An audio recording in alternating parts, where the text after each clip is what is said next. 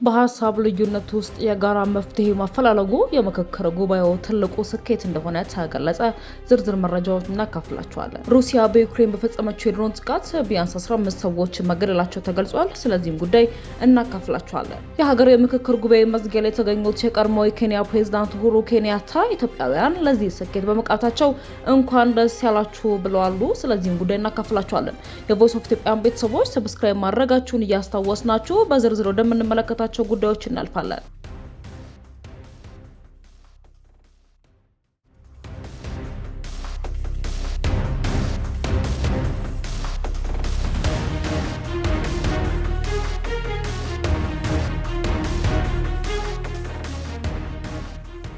በሐሳብ ልዩነት ውስጥ የጋራ መፍትሄ ማፈላለጉ የምክክር ጉባኤው ትልቁ ስኬት እንደሆነ ተገለጸ።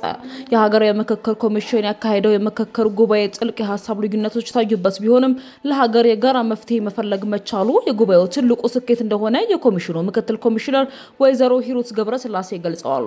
ምክትል ኮሚሽነሯ ከሐምሌ 8 እስከ ነሐሴ 16 ድረስ ሲካሄድ የቆየው የምክክር ጉባኤው ማጠቃለያ መድረክ በዛሬው ዕለት በተካሄደበት ወቅት እንደተናገሩት በምክክር ሂደቱ ልዩ ልዩ ሐሳቦችና የእይታ ልዩነቶች ተንጸባርቀዋል ብለዋል። ወይዘሮ ሂሩት አክለውም የጉባኤው ትልቅ ስኬት በሁሉም ሐሳብ ላይ መስማማት ብቻ ሳይሆን በልዩነት ውስጥ እርስ በርስ መደማመጥ፣ መከባበርና ለሀገር የተሻለ መፍትሄ በጋራ መፈለግ መቻሉ ነው ብለዋል። በምክክር መድረኩ ውይይት ከተደረገባቸው 8 ዋና ዋና አጀንዳዎች መካከል የሀገር ግንባታ፣ የመንግስት አወቃቀርና ቅርጽ፣ የፌዴራል ከተሞች፣ የሃይማኖት፣ የሰላምና የተቋማት ግንባታ ይገኙበታል። በእነዚህ አጀንዳዎች ላይ የተደረጉት ምክክሮች ሀገሪቱን ወደ ተሻለ ምዕራፍ ለማሸጋገር መነሻ የሚሆኑ ሐሳቦች የተገኙበት መሆኑንም ምክትል ኮሚሽነሯ አያይዘው ጠቁመዋል። በሐሳብ ልዩነት ውስጥ የጋራ መፍትሄ ማፈላለጉ የምክክር ጉባኤው ትልቁ ስኬት እንደሆነ ገልጸዋል። በተያያዘ ዜናችን የሀገራዊ የምክክር ጉባኤ መዝጊያ ላይ የተገኙት የቀድሞ የኬንያ ፕሬዝዳንት ኡሁሩ ኬንያታ ኢትዮጵያውያን ለዚህ ስኬት መብቃታቸው እንኳን ደስ ያላችሁ ብለዋል።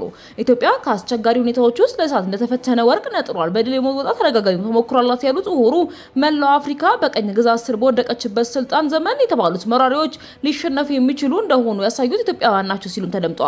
ከዚያም ባለፈ በኢጣሊያ ወረራ ወቅት ንጉሰ ነገስት ቀዳማዊ ኃይለ ሥላሴ ለስደት ሲዳረጉም ሆነ እስኪመለሱ ድረስ የኢትዮጵያ ሀገረ መንግስት አለመፍረሱ ያወሱትን የቀድሞ ኬንያ ፕሬዝዳንት እንዲያውም የቀኝ ገዥነት አስተሳሰብን ለመዋጋት ዓለም አቀፍ ሊግ ኦፍ ኔሽን እና የመላው አፍሪካ ማዕከል የሆነው የአፍሪካ አንድነት ድርጅት መስራች ሆና ለተግዳሮት ያልተንበረከከ ጽኑ ሀገር መሆኗንም አሳይታለች ነው ያሉት። ሲካሄድ የከረመው የኢትዮጵያ ሀገራዊ ምክክርም እንዲሁ ኢትዮጵያውያን በመካከላቸው ያለውን አለመግባባት በንግግር ለመፍታት የቆረጡበት ሂደት ነው ካሉ በኋላ ይህንን በማሳካታቸው መላው ኢትዮጵያውያን እንኳን ደስ አላችሁ ለማለት ፈልጋለሁ ብለዋል።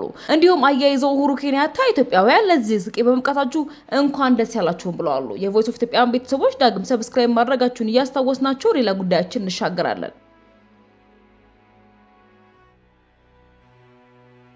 ሩሲያ በዩክሬን በፈጸመችው የድሮን ጥቃት ቢያንስ 15 ሰዎች መገደላቸው ተገለጸ። ሩሲያ በዩክሬን በፈጸመችው የድሮን ጥቃት ቢያንስ 15 ሰዎች ሲገደል ከ130 በላይ ሰዎች ደግሞ በከባድ መቁሰላቸውን ባለስልጣናት አስታውቀዋል። ጥቃቱ በቀን የተፈጸመ ሲሆን 22 ከቆሰሉ መካከል ህጻናት ይገኙበታል።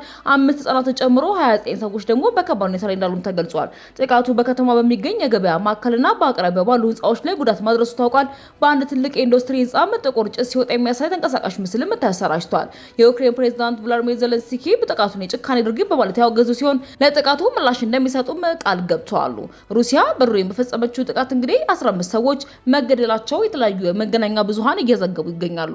የቮይስ ኦፍ ኢትዮጵያን ቤተሰቦች ለዘራዝንላችሁ ዘገባዎች እነዚህን ይመስሉ ነበር። በሌሎች አዳዲስና ወቅታዊ መረጃዎች ዳግም እስክንገናኝ ድረስ በደህና ቆዩ።